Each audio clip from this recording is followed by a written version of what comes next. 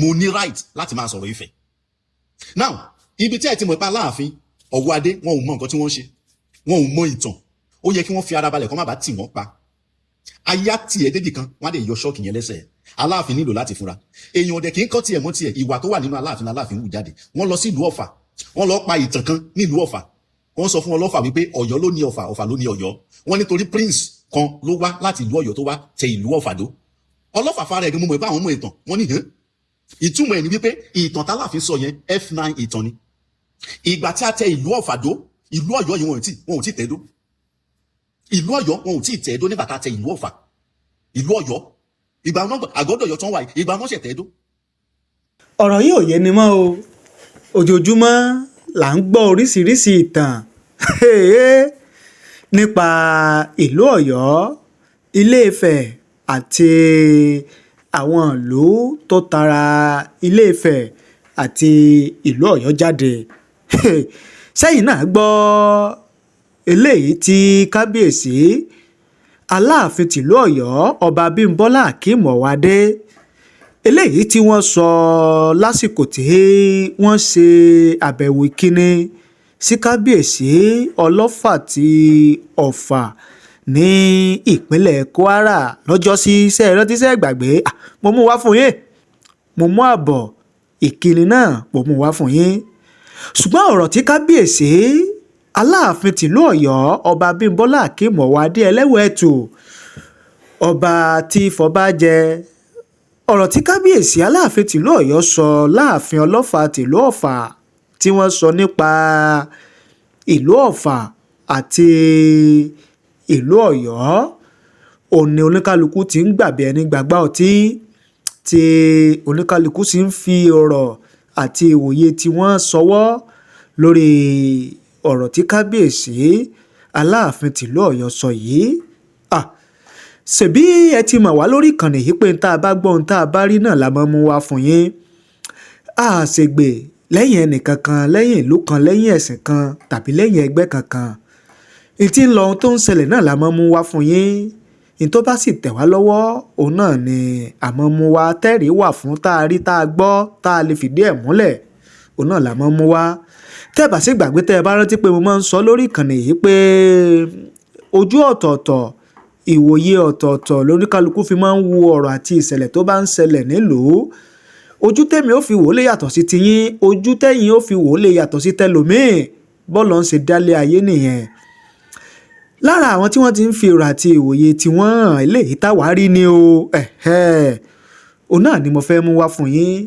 Díẹ̀ ni mo mú wá fún yín bẹ̀rẹ̀, mo sì fẹ́ kẹ́ ẹ jẹ́ ká jọ gbọ́ láti ìbẹ̀rẹ̀ títí dé parí. Eléyìí mọ̀ lágbára o. Àbí ìgbà wo gan la fẹ́ bọ́, la fẹ́ kúrò, ìgbà wo gan la fẹ́ kúrò.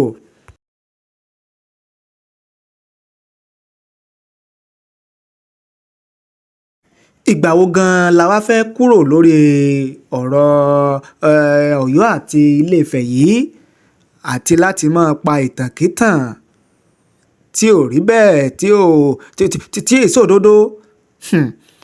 Ó lágbára o.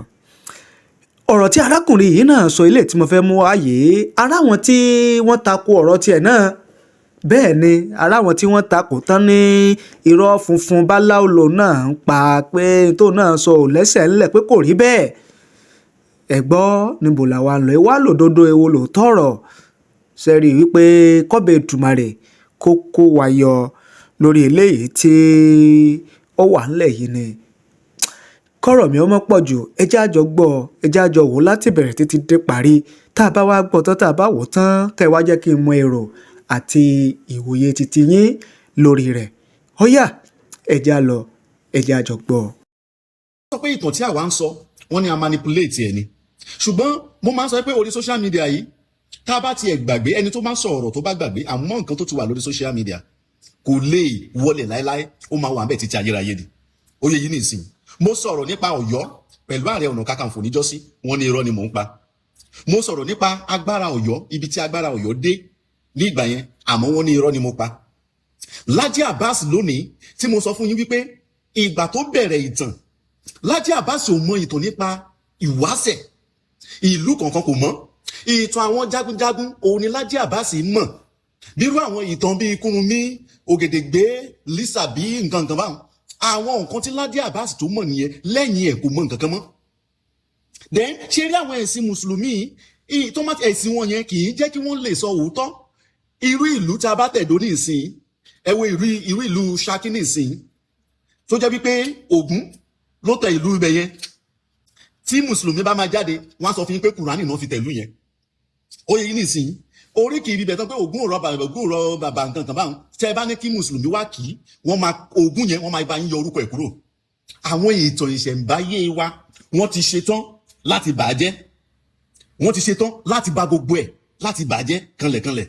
now ẹ wo ọ̀rọ̀ tí Ládi Abbas sọ níjọ́sí nípa Ààrẹ Ọ̀nà Kakanfò, ẹ sáré gbọ́ ọ̀rọ̀ yẹn. kò fẹ́ gbọ́ tán so wá rí ní Ọ̀yọ́ ìṣèjọba Ọ̀yọ́ ìlà ń sọ ìṣèjọba Ọ̀yọ́ nìkan ní jẹ Kakanfò, kò délẹ̀ Ẹ̀gbá, kò délẹ̀ Ìjẹ̀bú, kí mo wí, kò délẹ̀ Ìjẹ̀ṣà, kò dé Èkìtì, kò dé Ifẹ̀, kò dé Oǹdó, kò dọ́wọ̀, kò dé Àwórì, kò délẹ̀ Ìgbòmìnà, kí mo wí, kò dé gbogbo bẹ̀rùn. Ọ̀yọ́ Yorùbá là ń pè lọ́yọ̀ọ́ ń jọ, mo máa ń sọ táwọn èèyàn fi ń da nǹkan tá a bá ń pe gbogbo wa ní Yorùbá lónìí, Ọ̀yọ́ nìkan ní ń dá jẹ́ Yorùbá ń jọun. àwọn ọmọ Aláàfin Ọ̀yọ́ ọdún 1919 ni wọ́n pe ìpàdé, làwọn òyìnbó pe ìpàdé sí Ìbàdàn wípé kí gbogbo ọmọ kóòtù òjìrè ká máa jó ọkọ̀ kan ṣoṣo Yorùbá, torí pé ọkọ̀ yẹn ló gbajúmọ̀. tó bá lọ wo ìwé tí Rev. Samuel Johnson kọ The History of the Yorùbás, ó jọyè wa pé òun sọ̀rọ̀ nípa Yorùbá Ọ̀yọ́ ni, àwọn tí ń jẹ́ Yorùbá nù. oyè Ààrẹ Ọ̀nà Kakanfò oyè abẹ́ Aláàfin Ọ̀yọ́ nìkan ni, kí mo wí. oyè abẹ́ Aláàfin Ọ̀yọ́ nìkan ni Kakanfò. kì í ṣe pé bóyá nígbà tí wàá jẹ Kakanfò o ó ti wá dòdò ó dé Bìíní, kò débẹ̀, kí ni mo wí. kò dé Bìíní, kò dòdò. oyè tí Gani Adams tí wọ́n lọ gbà, ẹ̀kọ́ gidi ló jẹ́ fún gbogbo wa. kán tó fi ẹ́ joyè, wádìí dáadáa, wádìí ìtàn dáadáa kó tó gba oyè yẹn. Gani Adams akíkanjú gidi ni wọ́n, mo mọ̀ wọ́n dáadáa, akíkanjú. Gani Adams wọ́n ti lọ ìgbà Benin, wọ́n lọ bẹ̀ wọ́n jà ń bẹ̀. Lagos ẹ̀wọ̀gùn nǹkan tó ṣẹlẹ̀ Lagos nígbà yẹn Gani Adams ni the whole Nigerians wọ́n mọ̀ Gani Adams. oyè nísìn oyè òjijì tí wọ́n lọ gbà, oyè Ààrẹ Ọ̀nà Kakanfò yìí òun ló dín agbára Gani Adams, òun ló dín ikú. tí n bá dẹ̀ sọ story tó wà ní ibi bẹ̀ yẹn ẹ rí i pé Gani Adams gan wọ́n set up pẹ̀lú oyè tó gbà yìí ni, táwọn dẹ̀ fi pé àwọn gba oyè gidi láláìsí mọ̀ yìí pé oyè tí wọ́n lò láti fi short wọn up òun ni oyè tí wọ́n gbà yẹn. so nísìn Gani Adams jẹ́ pé tẹ́lẹ̀ wọ́n máa Ààrẹ Ọ̀nà Kakanfò akíkanjú gidi ni wọ́n, ṣùgbọ́n ti fẹ́ lọ gba ìlú Ìlọrin padà ńgbà yẹn, tí wọ́n ti kọ́ ọmọ ogun OPC lọ, tí wọ́n fẹ́ lọ gbà padà fúnlẹ̀ Yorùbá. oyè yìí nísìn ààrẹ orílẹ̀-èdè Nàìjíríà gan gbìyànjú láti lé wọn padà ńgbà yẹn, wọn ò rí wọn lé. ta ni wọ́n lò láti fi dá wọn padà? Aláàfin ni náà, ṣebí Aláàfin Adéyẹmí ni wọ́n lò láti fi dá wọn padà nígbà yẹn, ìsà Aláàfin Adéyẹmí.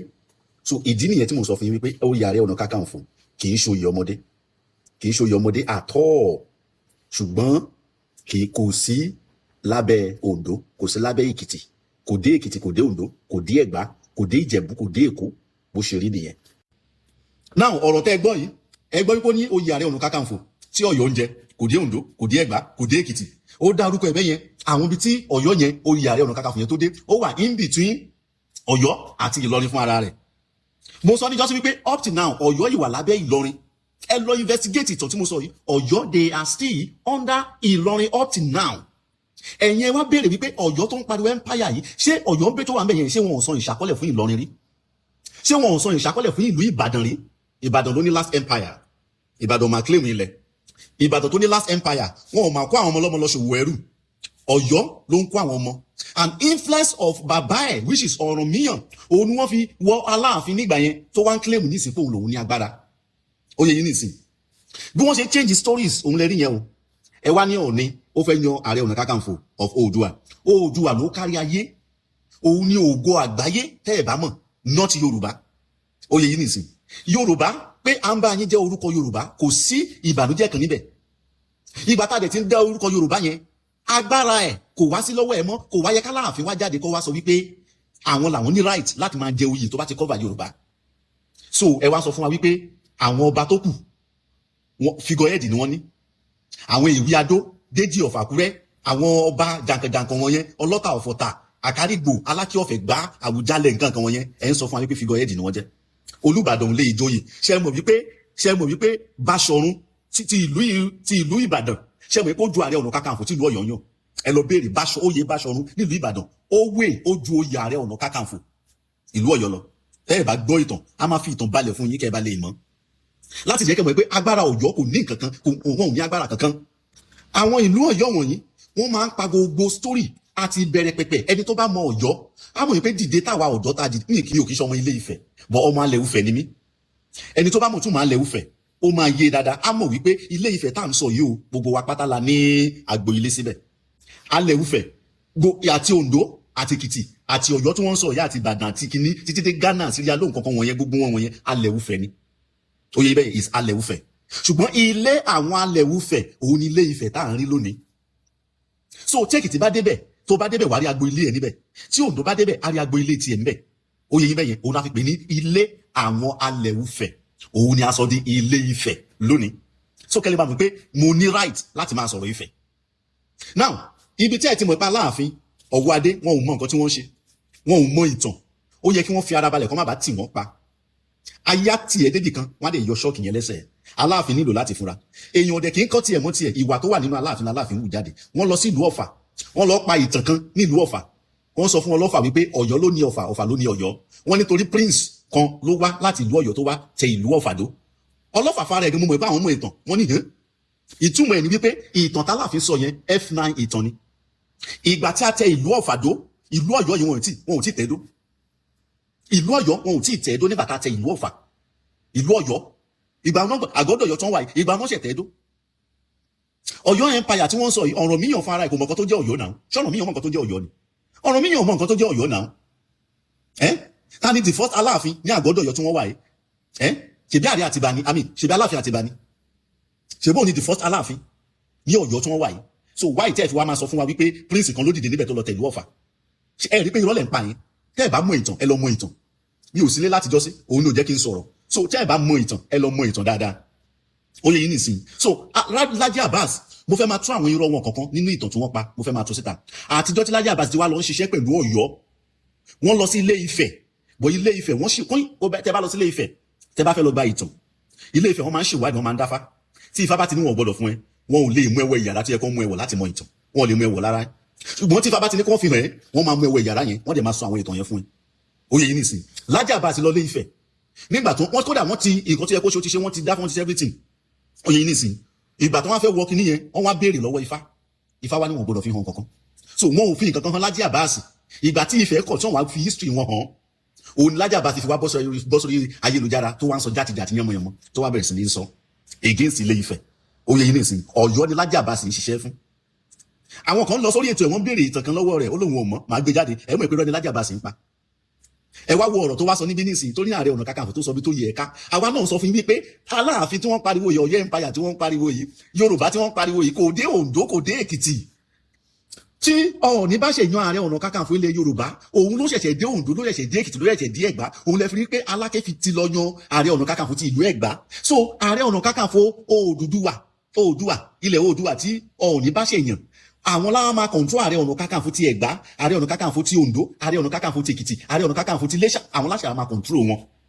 Ó yẹ yín bẹ́yẹn bí nǹkan ṣe rí àwa máa dá ìtàn padà mo ń sọ fún yín nǹkan máa change láìpẹ́ yìí ẹ máa wò ṣáláàfin ló fẹ́ balẹ̀ Yorùbá jẹ́ kò lè rí ilẹ̀ Yorùbá bàjẹ́ àti Ọ̀yọ́ o àti àwọn náà máa ba tiwọn jẹ́ so ẹ lè balẹ̀ tiwa jẹ́ tẹ bá ní ká má sọ̀rọ̀ a máa sọ̀rọ̀ a kì í ṣe òmùgọ̀ ọmọ ọkọ òun ni wá a kì í ṣe òmùgọ̀ ó yẹ yín nísìnyí ẹ ti lọ forí jálé agbọ́n dídán ní kẹ́ rí ìjà òyìn mo yìn bọ̀.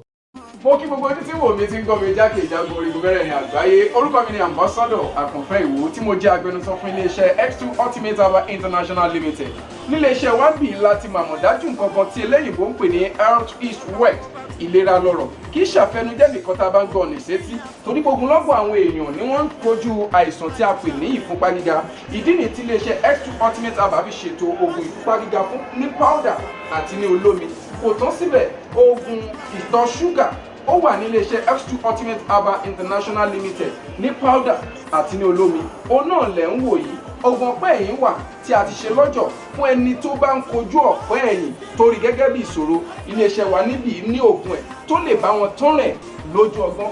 Bákan náà ogunlọ́gọ̀ àwọn èèyàn ni wọ́n jẹ́ oníbìísí tí wọ́n ti rora wọn pin wípé Ọlọ́run ò lè ṣe, ṣùgbọ́n tó jẹ́ pé àìsàn kan sómìíràn ní kọjú ọmọ bíbí wọn. Ó wà nílé iṣẹ́ X2 Herbal International Limited fún ìwòsàn fún àwọn oníbìísí. Kò tó síbẹ̀ o, a ní ọ̀pọ̀lọpọ̀ oògùn tí a ṣe létò fún ẹni tó bá jẹ́ ẹni tó bá ní ikùn gbẹ̀ndù tó jẹ́ pé ọ̀rá ti pọ̀ jù lára ẹ̀, ó máa bá wa burn fat, a pè ní X2 burn fat fún obìnrin àti fún ọkùnrin. Bákan náà fún iléeṣẹ́ X2 Ultimate Herbal International Limited a ní egbòogi èyí tá a ṣe ní powder fún ẹni tó bá ń kojú àìsàn stroke. Ó wà ní iléeṣẹ́ X2 Ultimate. Tẹ́ ẹ bá lé èèyàn tó ní lẹ́gbẹ̀ẹ́ ẹ dán wò, ìjọba lù ú lóǹtẹ̀ fún lílò torí pé ojú dání. Kò tó síbẹ̀ o, ogunlọ́gọ̀ àwọn èèyàn ni wọ́n máa ń fi ìlera wọn ṣeré nípa ètò ẹ̀jẹ̀ lára. Iléeṣẹ́ X2 ti ṣètò X2 blood tonic èyí tó jẹ́ oògùn tó lè pèsè ẹ̀jẹ̀ sára. Powder ló wà, a sì tún ní olómi. Káàkiri ni wọ́n ti mọ̀ wá nílẹ̀ yìí jákèjádò àgbáyé. Kò sí onírúurú àìsàn tàbí àrùn tẹ́ lè máa kojú tí a ní oògùn rẹ̀, egbòogi ẹ̀ tá a ti ṣe lẹ́jọ̀. Gbọ́ mi, ìjẹ́ wọ́n tiẹ̀ ń làkàkà nípa ọgbẹ́ inú. Ọ̀pọ̀lọpọ̀ obìnrin ni wọ́n ń làkàkà nípa fibroid èyí tá a mọ̀ sí oyún ìju, ikùnrin gbẹ̀ndù yìí. Wọ́n á máa rò bóyá ó máa tó bí ni, kò ní bí. Ogunlọ́gọ̀ èèyàn ló jẹ́ ti náwó lé lórí tí fibroid yìí wọ́n ti gbáwọn èèyàn nítorí ẹ̀. Àìrìn jìnnà láìra bukú ọ̀kẹ́rẹ́ o. Iléeṣẹ́ wa X2 Ultimate Herbal International Limited wà ní number 30 Olúyọ̀lé Shopping Complex, New Garage Ìbàdàn. Àtẹ̀ka wa tó wà ní Assurance Royal Plaza, Asolẹ̀ Ìbàdàn. Ẹ pè wá láti request fún èyíkéyìí product wa tẹ́ bá fẹ́. 079 0153 tàbí 0806 4000 204. Diaspora number wa +353 89 49 82 845. X2 Ultimate Herbal International Limited. Health is wealth with care. God is.